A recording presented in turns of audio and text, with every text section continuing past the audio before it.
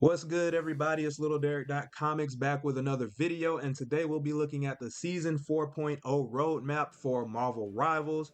So if you didn't know, Marvel Rivals Season 4 is live right now, and with that, we'll be getting a slew of new content in this first week. So if you like content like this and you want to keep up to date with Marvel Rivals, please leave a like on the video and subscribe for more, but we're going to go ahead and get into it. So the season started a couple days ago, and with that, we got our new hero, Angela. She is a flying tank, the first we've got in the series, and I think we really needed that. We got to see how she's going to shake up the meta, but I really like her addition, and her moveset is a little bit unconventional. We'll just say that.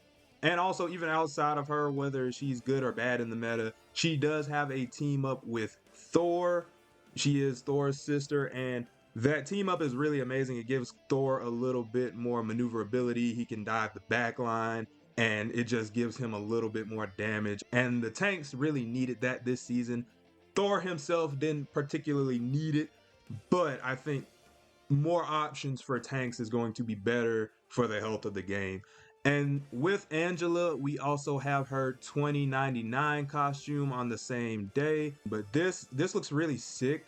I've seen it in game. It looks kind of similar to the Mr. Fantastic skin. But yeah, a nice skin to start the character off with. And speaking of new skins and new costumes, we have the new battle pass, the Fruit of Immortality. This one's not necessarily my favorite. It's kind of lacking in a few areas, but we do have some cool new stuff. We have the Dark Phoenix skin, we have like a mech Moon Knight, we have Phoenix Loki, and we even have some retro comic skins. So we have the Magneto skin, his throwback X-Men skin, and we also have a classic Captain America skin. And I think the classic skins are a really nice idea. I think Thor has more of a classic one in one of the other seasons that you could have unlocked. I think those are great for the game. I feel like every character should have a classic skin, and the classic skins are free. So Magneto's and Captain America's will be free this season. You just have to unlock them through the battle pass. You don't even have to purchase the battle pass. They're free. And I like the cohesion that they do. Like last season, you had Rocket and Groot. The symbiote skins were free.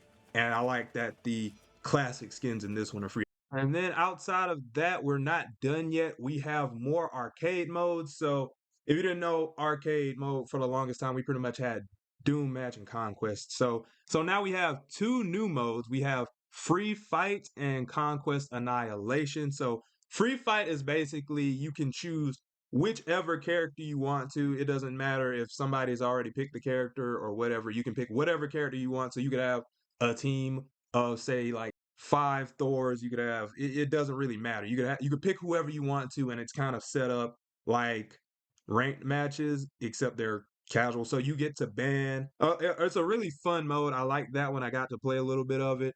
And then we also have Conquest Annihilation. So it's basically Conquest, the little arcade mode, except this one is dependent on kills. I think it's first to 50. Um, don't ask me what the difference between normal Conquest and Annihilation is, because they're both kind of team deathmatch styles. If you know like the real differences between them, let me know in the comments. But I know that Annihilation is more so about the kills, and Conquest is kind of like an overall score thing. I don't know how the scores are measured, but you have a new mode, and we also have some returning modes. So if you love Clone Rumble or Giant Size Brain Blast, they're back. They're back. A Clone Rumble was probably my favorite mode that came to the game. It was super fun. I also like Ultron's Battle Matrix, but we don't have that. It might come back another time, most likely, but we have Clone Rumble. And if you don't know what Clone Rumble is, you get 2 picks. So you pick one hero, and then I think the enemy team picks another hero, and you will both have to use that character. So, but you have to choose between one of the two characters, and it is a very fun match. And it's fair in a sense that both teams have to pick the same characters, but it can get really crazy, really hectic. So a really fun mode that I'm glad they added to arcade. And then we got the giant size Brain Blast, which is basically also Conquest, but with these big bobblehead kind of characters. It's really goofy, really fun.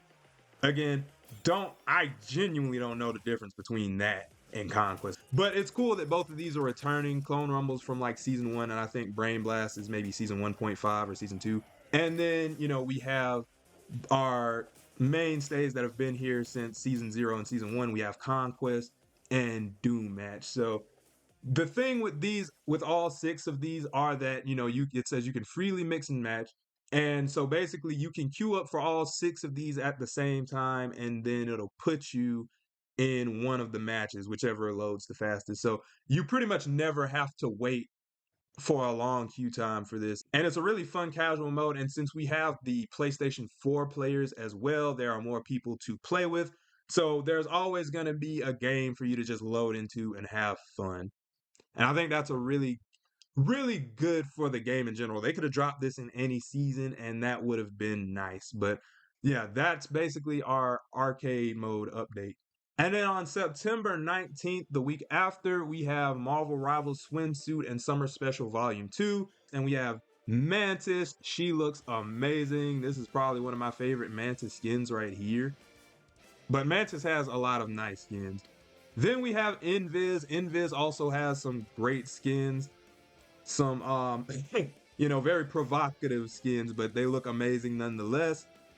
And she looks really sick in here. I like the 4 on the little 4 crest on the chest especially. And we got her brother in the back, Johnny Storm, looking like Doflamingo with his summer skin. He looks great. And then we have the Thing next to him, so a very Fantastic Four centric skins.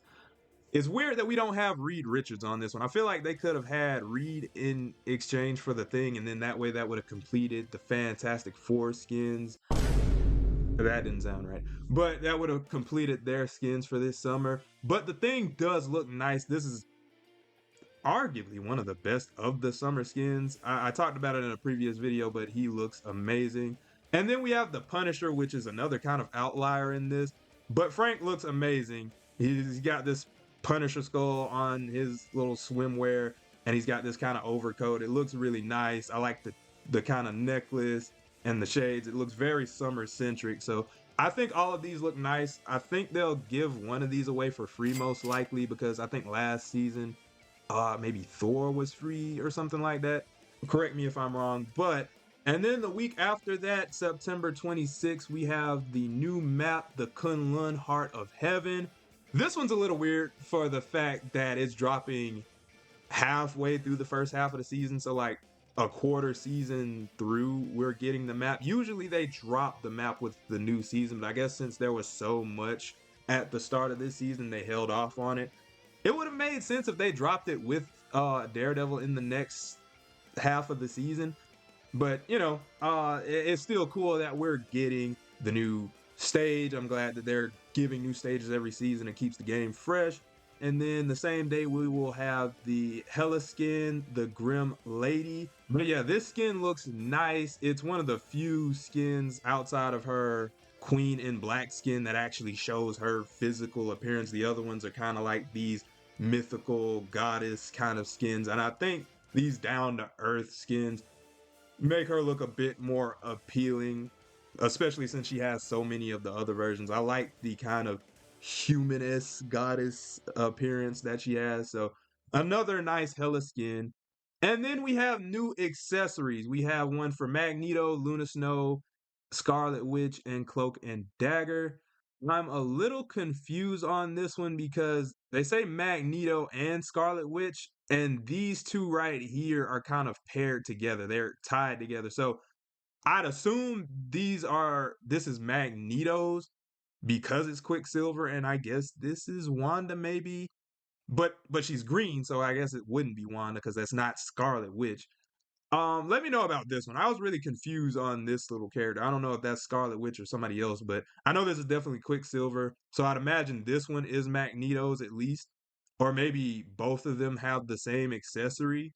But we are getting new accessories, and I think accessories are making this game pretty sick because they kind of give some individuality to each of the players. And I hope multiple or some characters get multiple of them. I know they kind of have different slots for certain characters, but I do want them to add them like so that each character at least has one before they start doubling up. But yeah, I'm glad to see more accessories. And then on October 3rd, we are getting a new costume for Emma Frost, her Hellfire Protocol. So this is pretty much an Ultron inspired Emma Frost skin. I don't know if it's canon to the comics, but most likely it probably is. This one's a bit weird because this feels like it should have been in season 2 when they had the Hellfire Gala and she had, it had her and Ultron. It just feels a little weird and out of place in this season. Even if it would have came last season, I think that would have made a lot more sense. But I do like the skin. It looks really sick. I like the diamonds. I like the kind of tech that she's got along the legs. But I also like the long hair going down. She looks really confident in this, and she's got like this little diamond tiara up here too. I think this is a really cool skin. This might be my favorite from Emma Frost.